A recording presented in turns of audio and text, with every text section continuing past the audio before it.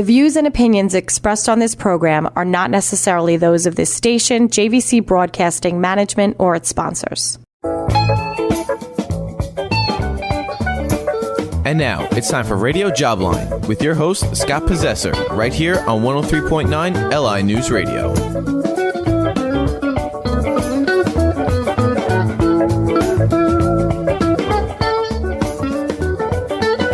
Welcome, everybody. It must be Saturday afternoon from 2 to 3 p.m., or it might be Wednesday night from 9 to 10 p.m. We're here twice a week to talk about your career, dissect the job market, look at the talent pools, examine the financial condition of the country, which is still a question mark. Nobody really seems to know the answer. And today I'm joined by an old friend. Yes. Someone I actually worked side by side with, literally. It's true. You know, when we were at the LIA. I'm going back to 2001. You may have been there before then. 1999. 1999. Yes. So, and we were both lovers of Matt Crossan. He was the greatest guy.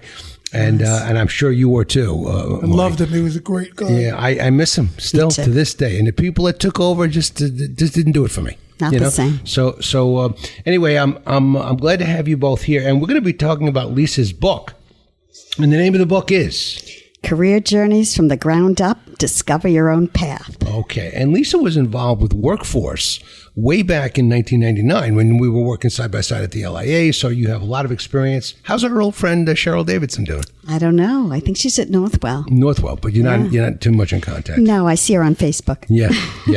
But let me mention Long Island Works Coalition, because it was a great organization. Yeah. And it was started by the LIA to keep our workforce here on Long Island. Yeah. And we went full song 11 years. Right. And you did an amazing job. And without much resources either. It's true. You know, so you did what you could, Lisa. But you can't fight Long Island. No, you can't. This is the home of NIMBYism. So. Yes, it is. Okay. So we're gonna devote the radio show today to a book that Lisa wrote. Now, this book examines 14 of your participants, right, in the book, and I imagine it handles their story. It does. About their career, how they went from job to job, and so on and so on. So what I'd love for you to do is mention along the way, as you speak about each person, what did we learn? What is the skill that made a difference? What is the quality, of that person had that made a difference that we can then pass on to our listeners? So that's the goal of the book. By the way, where is the book for sale? It is on Amazon. And what's the name of the book again? It's Career Journeys from the Ground Up. Discover Your Own Path. Okay, very good. It's on Amazon, it's on Barnes & Noble, and it's through me. Right. And I'll give you my contact information later. Okay, we will definitely do that. Okay, so Lisa, tell me about the genesis of the book. I've been a career counselor since 1985. Mm-hmm. I've owned 2 businesses, Career Aid and Go Career Compass. And I've done workshops, and I've done a lot of different speaking things. And I've come to the point where I really wanted to do something bigger. Mm-hmm. I wanted to reach more people, help more people. And it's obviously targeted to students and graduates. However, I realized that a lot of people after the pandemic came to a point in their life that they didn't know what they wanted to do. And they reassessed their lives, they reassessed their families, they reassessed their careers and said, okay, what's important to me now? And this book came out of that. And Marty, what is your involvement and how did you get involved? Well, I've been working with Lisa at many of the non-for-profits for about 30 years. She's quite the recruiter. It's a friendship that just keeps growing. Right. And when she asked me to be in the book, I said, wow, what a lovely question. And the point of the book that I say was that there are so many people out there that are looking for a future, looking for a path. I like to call it up the yellow brick road. All right. But they're afraid to make that next move. And what the book shows everybody is that others experience that same trauma, the same journey. And if they're not afraid to take that next step, to look, to experiment, to try, they're going to stay where they are and hate it. So this book helps people see that there is a path, that other people suffered and they grew and they finally got to where they wanted to be. Yeah. I wanted different people. I wanted males and females. I wanted diversity. I wanted people from different places, people from different kinds of jobs. And I traced them. I did it all through interviews. I wanted the interview approach because they could really show more of what they're doing and where they are. I asked each one for what I call a career life quote, and it's sort of their motto of living. Their ages 27 to 85, 86 now. And each one goes through what did they want to do when they grew up, what happened to them after high school, how did their lives and their career lives evolve. What's interesting is the pattern. Number one, there's a pattern of twists and turns, things that you didn't expect. Number two, there's all kinds of things that we can't control. You've got discrimination, you've got environmental problems, you've got family problems, you've got people telling you what to do. There's all kinds of things that you have to figure out how to navigate. And as you navigate these, you come up with maybe something even different, even more different. And each of these people really was very honest about what's happened to them in their lives. Now, 10 from Long Island, 4 from out of state, and 7 women, 7 men. Very good. Sounds great. So I can tell you my own story, Lisa. Sure. Maybe you should have put me. Notice I was not asked, Marty, to be in the book. I don't know how she missed you. Yeah, they want to come on the show, but when it comes to anything else, forget it. There's no such person as possessor. But anyway, I remember I didn't get any career counseling. That was the difference, I think, nowadays. Look at the Smithtown and Industry Advisory Board. We're both very much aware of it. They do so many things to help high school students. And there's a lot of good schools, a lot of them, that have great advisory boards and great programs, and certainly a career counseling center, which we didn't even have. I remember in 8th grade, going to see my guidance counselor, and all she could do was help me choose a college. Not should I go to college. Here's the college you're going to go to based on everything. They gave me a little test or something, and that was it. That was all the career counseling I got. So I went to college. I didn't have a major. I didn't know what I was going to major in. I had no strategy, no plan, very little help from my parents who tried, but they didn't know much about it. They were both high school dropouts. So people found themselves in a lurch back then. I think today people have a much better chance. I'm glad you said that, because now I'm going to dispel that idea. I'm sorry to say, and I'm here to tell you the truth, okay? Number one, I'll tell you about me, and then I'm going to tell you about my son, my story. Always knew I wanted to be a preschool teacher, loved preschool. That's what I wanted to do. My guidance counselor was my friend. She went to Europe with us, all that. So she wasn't very concerned about me. I picked Syracuse University, the best school in the country for preschool education. Not one person told me in 1972 that there were no jobs in this field. They were actually closing down nursery schools at the time. Not one person. I go to school for 4 years. I have the best education in the country. I graduate. There are 0 jobs in preschool education, 0. And I look at myself and say, okay, what skills do you have? I took typing in high school. That's it. I go back to my guidance counselor, who I'm still friends with. I say to her, Elmira, listen, I didn't know that there were no jobs in this field. What happened? And she said to me, well, that wasn't my job to tell you that. I said, well, what was your job? And she said, I got you into school. What else do you want? She said, I wasn't worried about you. You weren't a truant. You weren't, you didn't have family problems. So I did my job, Lisa. It made me really think. Okay, so what's guidance counselor supposed to do? Okay, fast forward, 2007. My son, not a student, not a traditional student, really just barely got through school. However, he loved retail, and he was working at the time for Wilson's Leather, which I think closed by now. He had a great mentor who taught him everything about inventory and everything about assistant management. I mean, at 17, this guy is doing a lot in the store. So he said to us, and my husband and I had 4 degrees between us, okay? He said to us, Mom, I don't think, and Dad, I don't think I'm going to go to college. And we looked at him and we said, that's fine, but what's your plan? And he said, well, you know what? Walmart needs people. They have a training program. He had a plan, okay? It's his senior year. He goes to the guidance counselor, and she says to him, what college are you going to? And he says, I'm not going to college. And I'm going to quote exactly what she said to him. You will be a failure in life, quote unquote. And he came home and told us that. And I was beside myself. Me too. I would have been beside Number myself. one, I'm a parent. And number two, I'm a career counselor. So like that is a stupid thing to say. I went to the Board of Education. I asked them to fire her. They said she was on tenure and that they didn't have enough cause. Okay. But how many other people did she say that to? Now, my son, because he had our support, was fine. He went to Walmart. He was one of the youngest people in the management training program. P.S. He decided to go to college in his 20s when he felt that there was a reason to go. He has a business degree. He works for Nestle Corp right now as an account manager and makes more money than my husband ever made as a lawyer. Not a failure. But I question, that was 2007. I still question, so what are people being told? I have a chapter in my book called Before College. Why do kids drop out? Why do kids get degrees they don't use? And why do all his friends still have college loans and he has no college loans? Yeah, that's another thing. Okay, college loans, yeah. So listen to this. In Europe, they have a gap year. They actually make, like the Prince and all that, they make them go 1 year. Either they do community service or they do some kind of work to learn more about what you like. Why is it that we keep pushing all our kids out, have to go to college, and obviously all the parents believe that it's their responsibility or it reflects well on them or it doesn't reflect well? What is that? We had the president of Suffolk County Community College on the show. Okay. And he has so many great programs that are more like associate or certificate programs. Yes. They're not college, 4-year college degrees. Yes. And he went through it, automotive. And I mean, we could go on all day. They have so many great things. And when you look at Long Island, Lisa, and you have to just be honest with yourself for a minute, can you get a plumber? Can you get an electrician? I mean, these people almost don't exist. And when they do, well, what kind of job you got? It's a small job.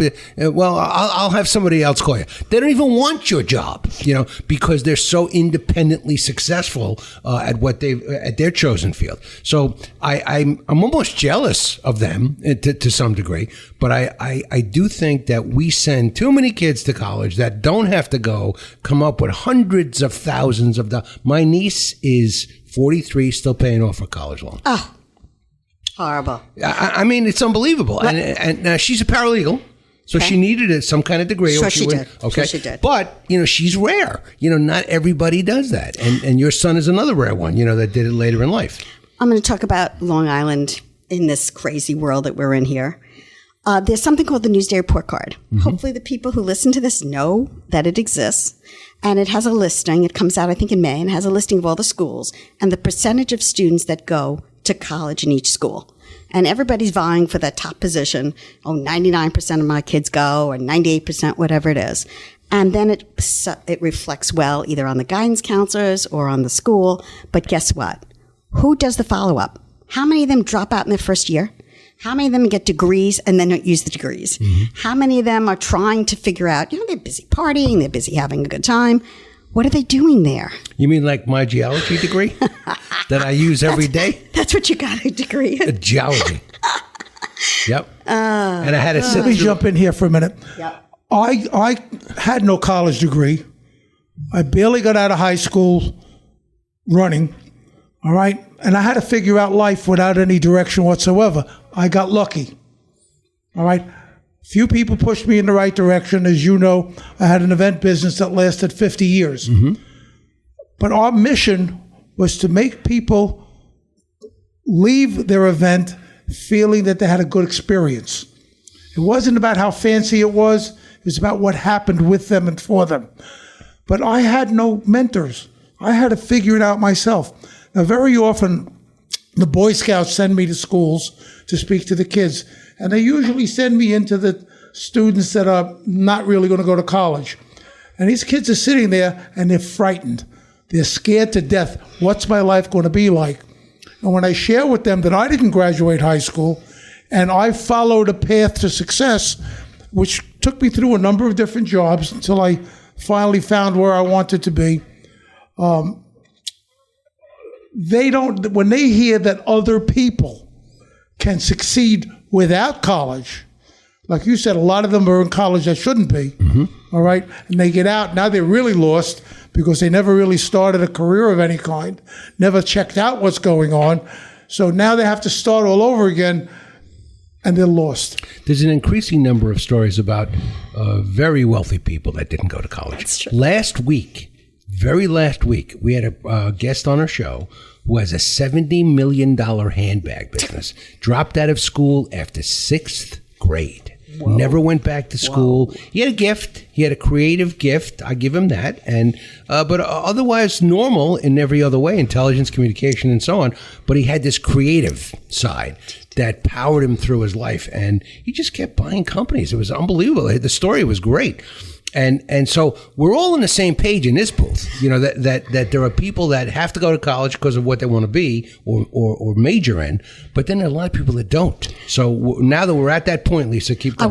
I want to point out one of the pages. It's called "Is College the Only Path?" Mm-hmm. I don't want the discussion to be college or no college because I don't want this to be controversial. Minute told me to do. Right. What I point out is that there's so many ways to learn about careers.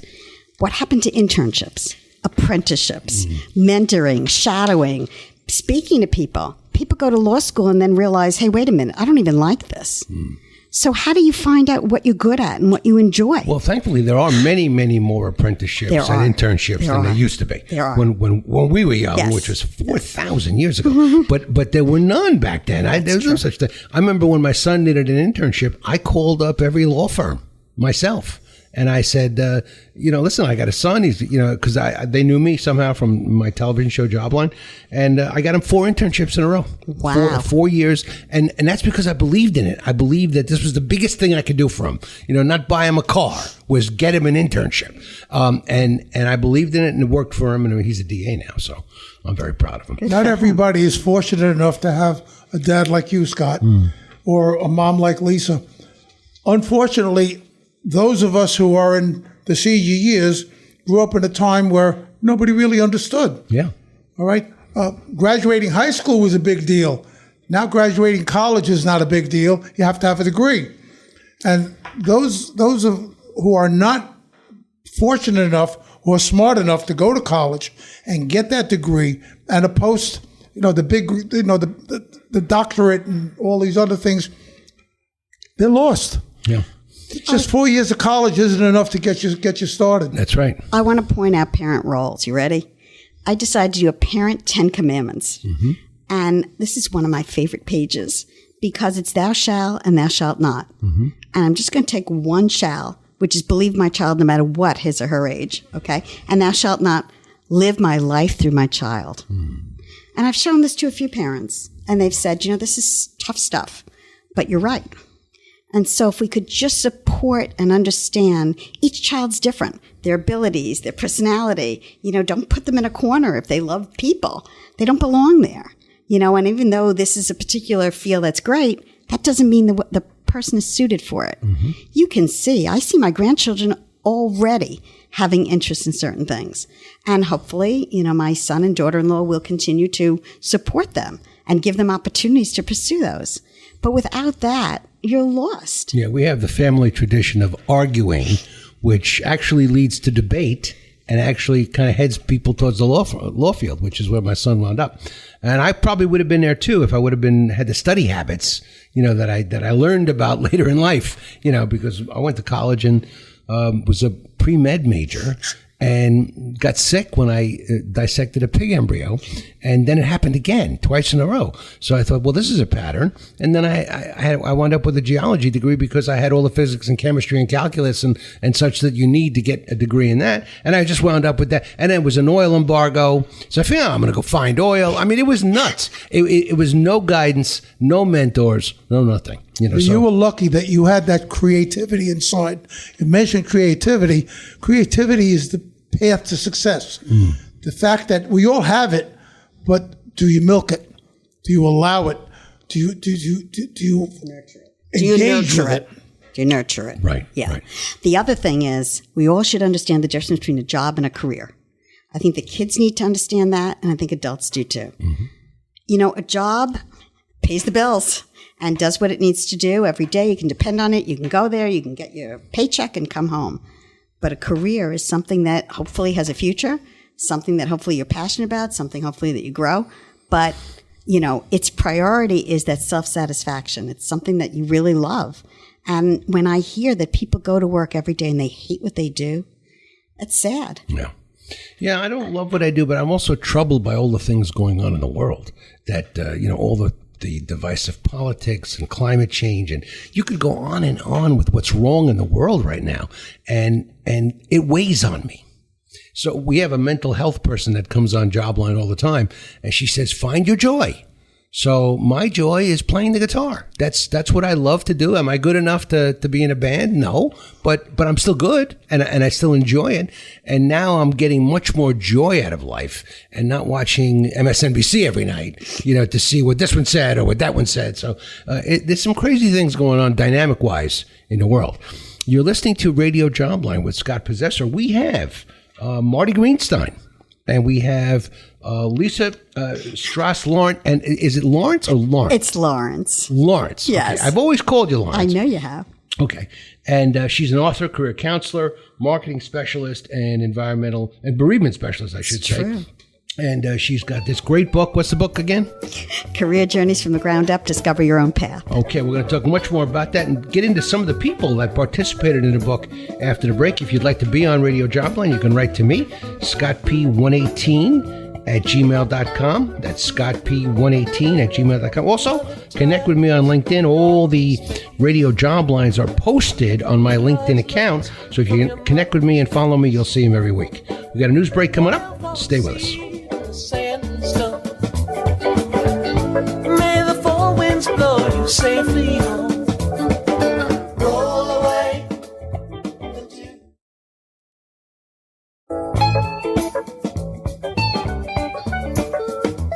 And now, welcome back to Radio Jobline with your host, Scott Possessor, right here on LI News Radio.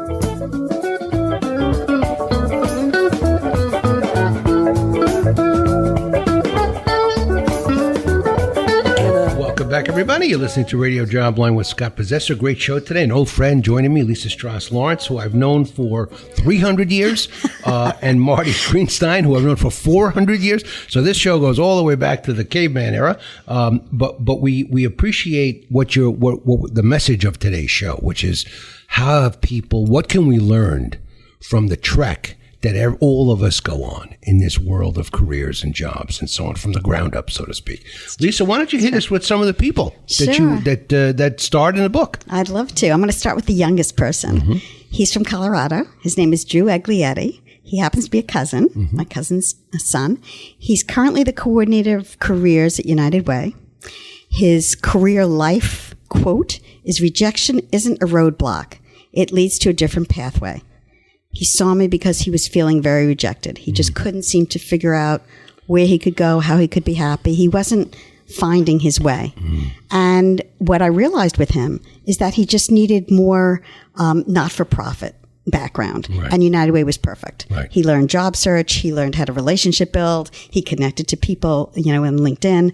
And he just learned some great strategies and to believe in himself again. You mentioned rejection. Rejection is so traumatic. It is. I mean, whether it's in the social world, whether it's online, whether it's for a job, whether it's in relationships, it's traumatic. Being rejected is awful. Awful, and it actually changes the way you think, Lisa. The more you get rejected, the more you accept it, and then it just gets even worse. So let's not get started with that. So keep going. But you can learn from it. Yeah. And he learned not to take it so personally. Well, it's a setback. You look at it as not as a rejection, but a setback. Well, you can, or you could use it as a stepping stone to success. There you go. Move on. All right. Very good. Good. Okay, go, Lisa. Second person, young, around 30. Lashika Lewis, attorney at law.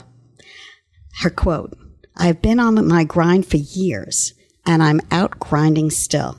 Let me just tell you what she heard from Wyandanch as a black girl. Mm-hmm. We don't need black lawyers. What do you mean we don't need black lawyers? I mean, that's... The school told her that? I would sue them. Oh, yeah. Big time. Yeah. So she was not encouraged, but she found a program called the Gear Up program, which really was helpful and encouraged her. And somebody else in the book was actually one of her mentors. And she owns her own law firm now at the age of 30. Fantastic. Working really hard, working through everything. I'm just an amazing woman. Well, that's just a great story. It is a great story. First of all, people tell me I can't do something, I always do it. That's right. You know. That's right. But that's really give her my thumbs up. My thumbs up. I will. All right, let's hear more. Next, from Hawaii. From Hawaii. Crystal Dykart. She's a mental health therapist, and her quote is, "Listen to your inner self. You will never be happy if you sell out what is inside." And she tried. Her parents wanted her to do certain things. She tried. She went to the school. Wasn't for her. She wasn't listening to her own gut. And her own gut said, I want to help people, and I want to learn how to do that. And she loves it. She's just a happy, happy person now. Where did she wind up again? She's in Hawaii, in Maui. No, doing what, though? She's a mental health therapist. Mental health, okay. Yeah. I missed that, okay. Yeah, and she learned what was inside her and what she really needed. You know, she just needed to listen to her own heart, okay, and what she wanted. Yeah, I've got mental health issues since I started this show, and you should ever give me a call. Okay. But all right, keep going. Charles Fox. Okay. He's here on Long Island, Director of Diversity and Development for Legal Aid Society of Suffolk County. Here it is. Kindness is your currency in the world. If you carry that around with you, then opportunities will make their way towards you. Big background in EOC and all the other economic opportunity programs. This is his area. Yeah. You couldn't have a more true statement. Yes. You know, not enough people are kind, Lisa. You ever notice with social media, it's not kind. You so rarely see something that's nice. You know, like once in a while you get 100 or 1,000 posts in your news feed, and there's nothing nice about it. And then maybe you'll see something with a bear gets saved by an elephant or something, and it's all this it's a wonderful scene. It actually gives a tear to my eye because it's the downdraft between something like that and all the nasty things you see on Facebook and some of these other social media platforms. It could really drive you crazy. I only see nice. Maybe that's because of the people I deal with, but I only see nice. You're on Facebook? I am. And you only see nice? I have 2 accounts. Wow. Yes. Well, one nice and one not nice. I have a professional account and a personal account. All right. Well, I got off Facebook a couple of years ago because I think it's a toxic wasteland. So, nope. I have connected with all kinds of people, including people from my high school. All right. So next, Sandra Namoto from Canada. She's called the Content Doctor. And I'll explain that. Her philosophy, follow your initiative and explore what you're passionate about. Be open to possibilities. She wound her way through different kinds of careers and different jobs, always interested in being a vegetarian, loved to write, and found a really great marketing in vegetarian materials and books and things like that. So she is the content doctor. And she kind of put together what she loved correct. and what her skills were. That's which correct. is what we should all do. And if we could do it, we all would do it. Well, it That's takes correct. a little courage. You have to be able to say, that's what I want. That's where I have to be. And if you don't do that, you're going to just be in the quagmire of nonsense. Yeah. And it's risk-taking, too. Yes. You have to believe in yourself and take risks. Next one, Densley Anderson from Jamaica, but he's here on Long Island. He's president of Pied Piper Pest Control. Never thought he would ever own a business. And his philosophy is be the best you can in all facets of your life. And he went through a bunch of different jobs, trying to figure out where he could sort of land. And he landed in this just because he was very good at it and decided to start his own business. I mean, it's really interesting how people just sort of fall into things that I think that, would never have happened if the circumstances. And also it goes along with their credo. That's right. The quotes they're making are sort of a summing up how they did it. That's right. That's right. Great. Next, Mark Berlin, here on Long Island, board certified patient advocate for a really good reason. He says success is a journey, not a destination. He has had CP since he was a child. He has had more than 20 operations. He has gone through so much pain and medical stuff. But patient advocate, perfect for him. Perfect. He has an HR degree, and he's had a lot of different jobs. But this is really his passion. He's great with seniors and wonderful with disabilities. Yeah, I'm headed that way soon, so I'll have to look him up too. What page is that one on? He's very good. You have to believe that your passion will drive you to success. That's right. All right. Hopefully, it's a good passion. Yeah. Right. I'm with you 100%, Marty. That's right. Go ahead, Lisa. Now, Janine Bolin.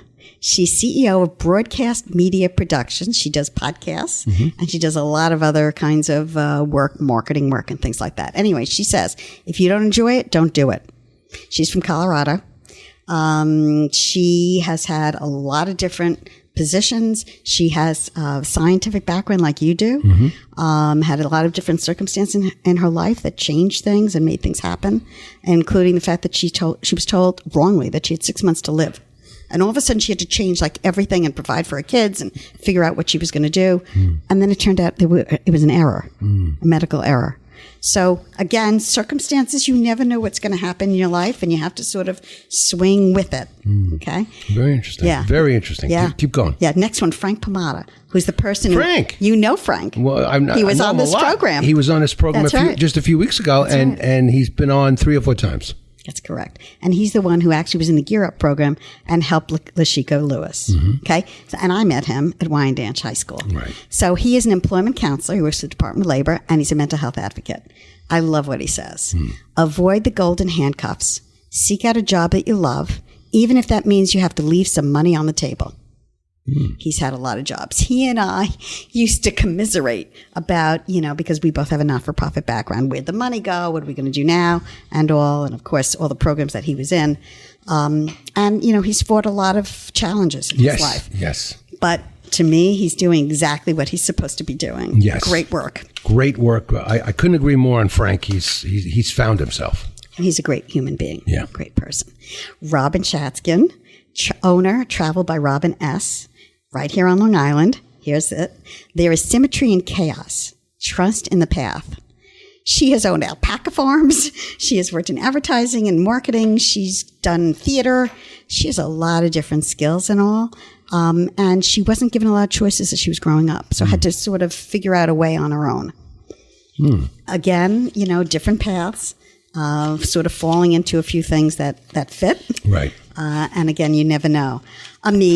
I'm a career counselor, of course, and bereavement specialist. And my quote is, do what you love so you'll love what you do.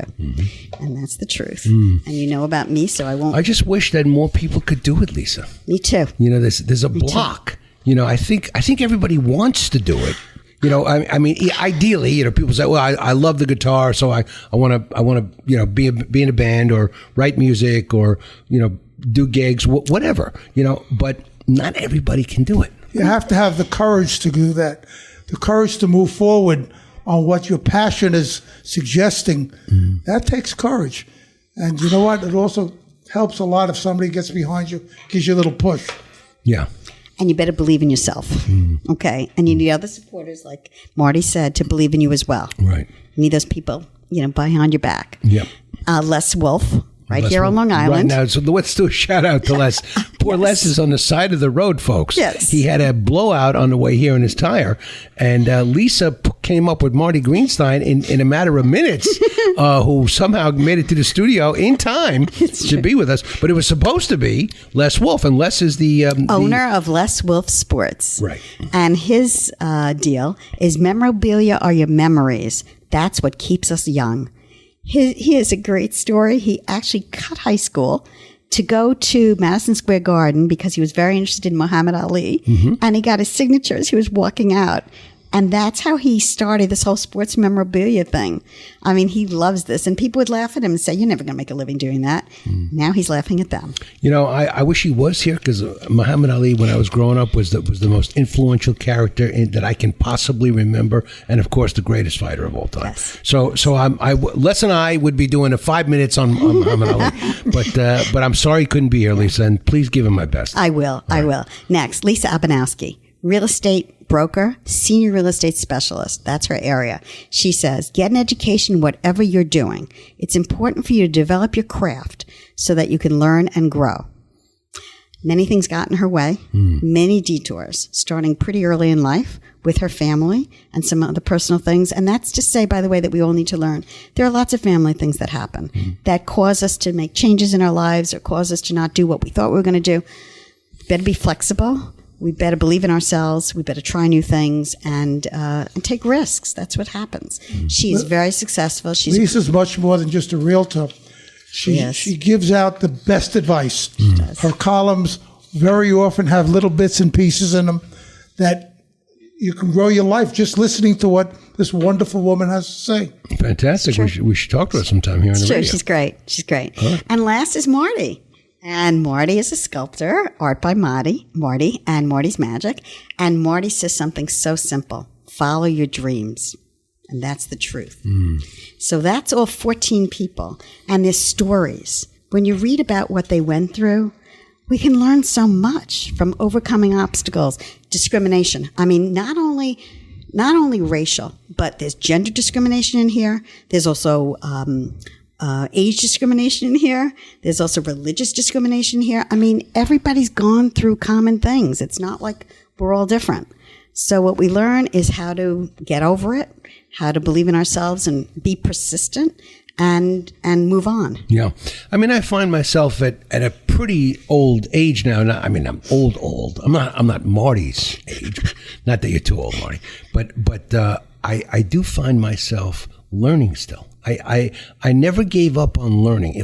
Once I close that valve and don't want to learn anymore, I might as well pack it in. Agreed. Because things are changing at a rate that if you don't keep up in this world, look what happened with technology. My wife works for a family service league, and speaking of nonprofits, and she works for a division called SeniorNet, and they teach older folks how to use computers, how to use their iPhones, which they don't know how to use. They just keep them. They have them, but they don't know how to use them. And I find her job very interesting because she runs across these people who are stuck in time because they didn't keep up with the technology changes in this world today. And let me tell you something. I'll put out a big warning about artificial intelligence. There's no telling how many job markets are going to be affected by artificial intelligence. Right now, they're like, oh, hell, it won't be so bad. You know, it's not going to be this. It's not going to be that.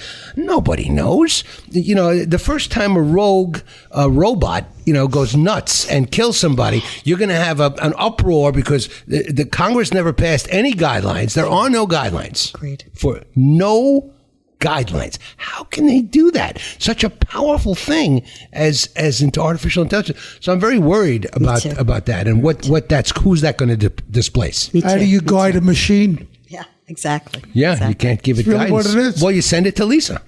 Well, talking about websites and technology and all, my cards actually have a QR code on it. Mm-hmm. And I think it's very cool that my son-in-law made this and that, the QR code goes straight to my website. That's pretty neat. It's using technology to its best. Same thing with my business card. Pretty cool, right? Yes, very So cool. I might as well mention my two websites. Please do. So the website for the book is discoveryourownpath.com. Okay, discoveryourownpath.com, and Go Career Compass, which has a lot of different articles in it, posts in it. One word, Go Career Compass? It's Go Career Compass. So it's gocareercompass.com. Got it. And you can refer to a lot of different issues in there. And I separate individuals. I separate companies. At one point, my company was going to focus on workforce here on Long Island. What do the companies need? What kind of people do they need, et cetera? And I found that the companies just weren't interested. Isn't that unbelievable? We do feature here on this show every sort of ground effort, to push off technology, get more students into technology, more students into engineering, STEM, whatever you want to call it. We push it here on the show because we want people to know that there are organizations out there that will take you under their wing and say, you didn't get any guidance at home. Your parents couldn't help you. You didn't get much guidance at school. We're going to help you. We're going to show you what is out there. And I will promote any organization that comes on my show to do such a thing. Well, Smithtown School of Business does have a STEM program, and they're very, very invested in it. Many of the other schools are kind of following Smithtown, but picking up on their energy, almost impossible. I've been a member there forever, and I marvel at the things that they're getting these teenagers to do. And when you speak with these youngsters, they're unbelievable. Yeah. I mean, I'm scared. I mean, they know so much more than I do. Yeah, who started this at Smithtown Industry? So that was Susan Gubing. Susan Gubing, right. I just want to say, since we're doing shout outs and all, I just want to say that, I certainly believe in school business partnering and I believe in advisory boards. However, the Long Island Works technique was all students, all careers, meaning it could be a special needs student. It could be any student. When you have a business partnership that's based on business students, you are missing out on all the rest of the students. Okay. And I understand you can't do everybody anything, but I was in other partnerships that had other students, all students involved. And I think that's the direction that I believe is the best help to the school district and to the people who believe in it. I think that nurtures everyone. Not everybody wants to go into business. Not everybody wants to take business courses, but they all going to get careers and jobs. They all deserve some kind of opportunities. Two things for me. One is, when is there going to be a universal how to find a job or how to choose a career credit-bearing course in high school or college? Okay, you could take a mini course, but it would be optional in college. So I think it should be mandatory. Absolutely. That's one thing. That's one of my pet peeves. And another thing is parents. Parents have to play a greater role. You can't say, I don't know anything about this. Well, this is your children we're talking about. Learn something about it. Get up, go to the library, do what you have to do, learn something. Help your kid, guide your child. Don't let them just go off half-cocked. I have a guy that wants to work as a producer. He wants to be a producer. I said, well, how are you going to get there? So he doesn't know. He doesn't have a strategy. His parents never helped him. So I want to address parents just quickly and say, learn more, know more, do more, and your child will have a better path. And my shout out is I want to go to PTA meetings. I want to go to the district PTAs. I want to go to the individual PTAs. I think it'd be really worthwhile. And I would love to share information with them, plus the Parent 10 Commandments. Right. Okay. Very, very good. Now, one more time, we're going to give the name of the book. Sure. It is Career Journeys from the Ground Up, Discover Your Own Path. Okay. And if anybody wants to contact me, it's 631-839-6226 or lisa@gocareercompass.com. Okay. Plus you're on LinkedIn, I would imagine? I am. All and right. on Facebook in the professional Spell your area. name. Spell your name. It's S as in Sam, T as in Tom, RAH, S as in Sam, that's Strahs, Lorenc, LORENC as in Charles. And if people want to sculpt a sculpture, they should contact Marty. I've enjoyed. It started many, many years ago when I drove a taxi. I was carving in the front of the seat. Whenever I stopped for a light, I was carving. And then I had to put it aside because my business just exploded. And when I retired, I had a 10 Commandments, 1/3 done. All right. And I had to pick it up and finish it. And then I spend 3 to 5 hours a day carving. I do sculptures. Fantastic. You got a website or a phone number real quick? Phone number. Oh, 631-404-6969. That's my cell. It's always with me. And Okay. All right. That's it. We're out of time, folks. We want to thank Scott. Of course. The opportunity. You're welcome. If you'd like to be on Radio Jobline, write to me, scottp118@gmail.com. Happy to have you or your idea on the show. Connect with me on LinkedIn so you can hear all the Radio Joblines. Gotta go. Happy hunting, everybody. May the four winds blow you safely home. Roll away the dew. Roll away the dew. The views and opinions expressed on this program are not necessarily those of this station, JVC Broadcasting Management, or its sponsors.